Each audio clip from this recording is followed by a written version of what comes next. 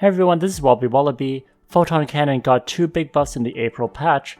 Photon Cannon's damage is now based on Arm Cannon's damage and went from 100% to 120% damage. In addition, when using Overload Increase, Photon Cannon's damage increased by 50%, which is huge. Are these buffs enough to make Lightbringer viable in PvE content? Stay tuned to find out.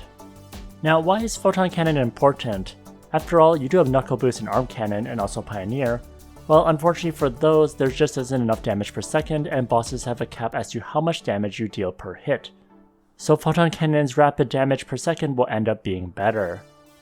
This is especially true if you have the Emp Star card, which makes the damage interval reduced from 0.5 seconds to 0.3 seconds. This card is mandatory to play the Photon Cannon build, but unfortunately it is a bit pricey. Next, for these damage tests, I'll be using an account with 70% deposit and 3386 attack. I'll first show some footage against bosses, then the build I had used after. First, against the Golem, I cast Prepare for Elite, then Overload Increase. A great thing about Lightbringer is the insane move speed. I love how fast you can move around, especially if you've been playing other classes that don't have much move speed buffs, they feel a lot slower in comparison.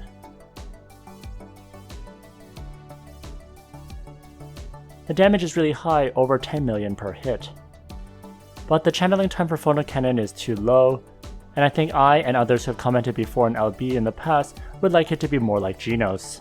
I would prefer Photon Cannon to stay on continuously and then turn off yourself. Next, although wind is heavily reduced against bosses, Photon Cannon does quite well. This means the damage modifiers added by the latest patch are helping a lot to overcome the high wind damage reduction.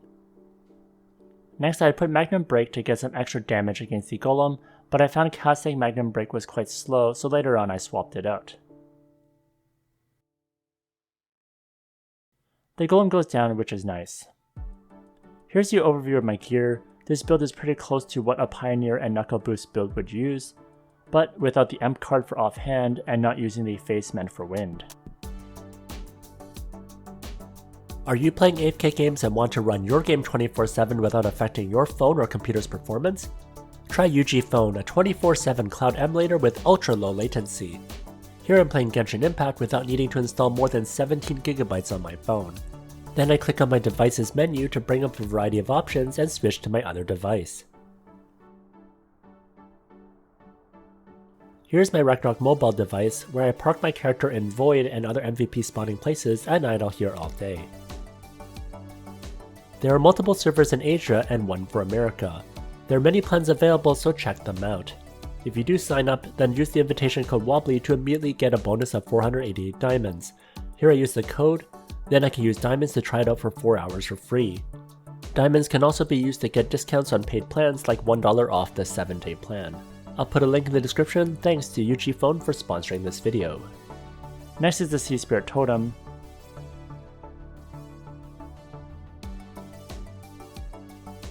Again, the DPS on the Photon Cannon is insane. It really does melt the bosses even at 70% deposit.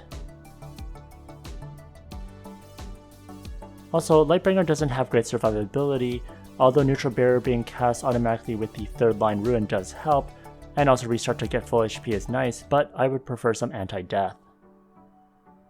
The annoying thing is when Photon Cannon is done, then you have to wait, but besides that, doing floor 2 is fairly easy. I say this is easier than the first boss since you don't have to move around much, and you can use elemental cards for dealing with the ghost target. For survivability, you do rely on your anti-death foods. Your Lightbringer skills won't save you. From last time, the only thing I had changed was adding the damage to ghost cards from my accessories. Next, the Demonic Overseer is hard to beat. First, the range, unfortunately at 6 meters, can sometimes feel a bit too low, but visually it looks a bit farther, but nope, no damage. Once I hit him, the first phase goes pretty fast. If it lasted too long, your anti-death foods would be on cooldown.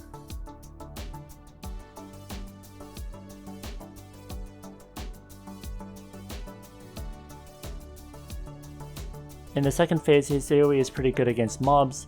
I did try this on Oracle and Weister Airship, and it's good damage.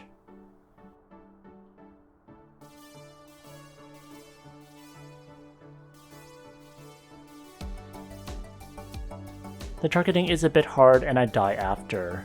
For floor 3, the heart was just too hard to burst through, so I couldn't get past it after a few attempts. Next is the dragon, which was definitely difficult. You'll really feel the lack of survivability and the DPS just isn't high enough. Although for the run so far, it's not S tier, but probably A tier for DPS, which is not too bad. Without Photon Cannon, I don't think it's possible to beat these bosses very easily, and especially not with Knuckle Boost or Arm Cannon. At the moment, I think more buffs are needed to make this viable, but I think there's great progress so far to get Photon Cannon working.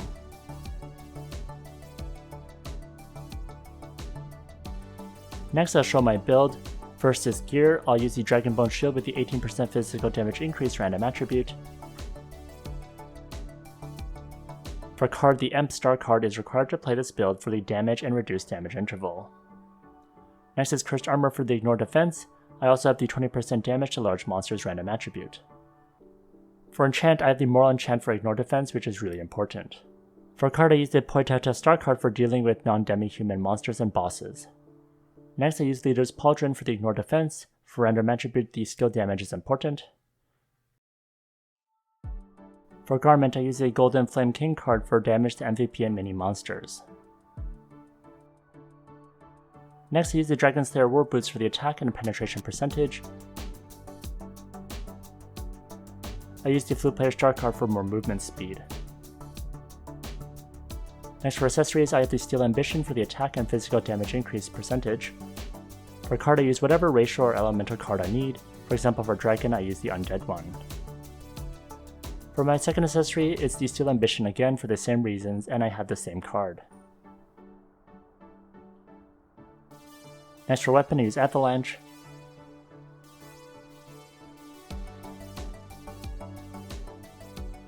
Make sure to get the tier 5 for more wind attack percentage and arm cannon damage, which will contribute to your photon cannon damage. For cards, I use the Drake Star card and the Menorah Star card for dealing with large boss monsters. Next for head, I use the Homestead of Snowy Owl for the wind damage and the Dragon Wing card for MVP damage. Next for face, I use the Epic Spirit Lightning for the wind damage. Next, I use Ocean's Attachment for MVP damage. For back, I use Goodwill Gift Box. I also need this for the Moral Enchant. This is why I couldn't swap up for Chicken Axe. Next for tail, I use It's Too Late for the skill damage. Next, here's my shadow equipment. This is the standard Ignore defense and physical damage increasing gear. Next for Oracle Mirror, I use the Bill for the MVP damage. For Relic, I use the Lord of Vane. Next for Advanced Runes, Photon Turbulence Star Rune is good. Ideally you have a high first line. The third line is a nice to have for getting neutral barrier. Next is Machine Restart Star Rune. Ideally you have a high first line and a third line. Next is Ballistic Modification Rune. Having a high first line is good for giving you higher photon cannon damage since arm cannon contributes to the damage. Next is Mech Pulse Star Rune. This doesn't add to the photon cannon damage, but in case you need to cast Pioneer for some burst, that option is available. Next is the Iron Fist Rune. This is also in case you need to use Knuckle Boost. Finally is the Energy Cannon Rune in case you need some burst with Arm Cannon. Next for Arcane Runes, I have the White Blade Rune, which is good if no other enemies are around. And the War Preparedness Rune is good for getting a shield. The Transmission Rune is good for skills beyond 6 meters like Arm Cannon and Knuckle Boost. Sadly, Photon Cannon's range is 6. Next are skills. I built it with the flexibility to do Knuckle Boost and Arm Cannon as well. Here are my Merchant skills. Here are my Blacksmith skills.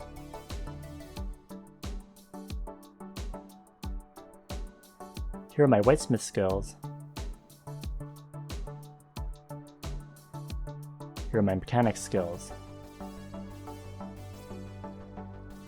Next, since I prepare for Elite, I have Weapon Perfection, Loud Exclamation, Adrenaline Rush, Overthrust, Cart Boost, Overthrust Max, and Anti-Gravity Armor. Next, for my first manual attack bar, I have Overload Increase, Photon Cannon, Prepare for Elite, Machine Revolution, Pioneer, and Arm Cannon. For my second manual bar, I have Side Slide, Target Lock On, Play Dead, First Aid, Circle, and Restart. Next, here are my stats. Here are the attributes I have. I max Strength, max Vitality, and remaining into Dex. I have 30,000 attack, 73.1% penetration, 27.5% skill damage increase, 180.7% damage, 146.8% physical damage increase, and 190.1% ignore defense. I have 75% wind damage and 108% fire damage. So what do you think about Photon Cannon Lightbringer? Are you going to invest in it? Let me know in the comment section. If you enjoyed this video, please like, comment, and subscribe. Here's the video that I recommend, and if you want more Lightbringer videos, check out this playlist over here.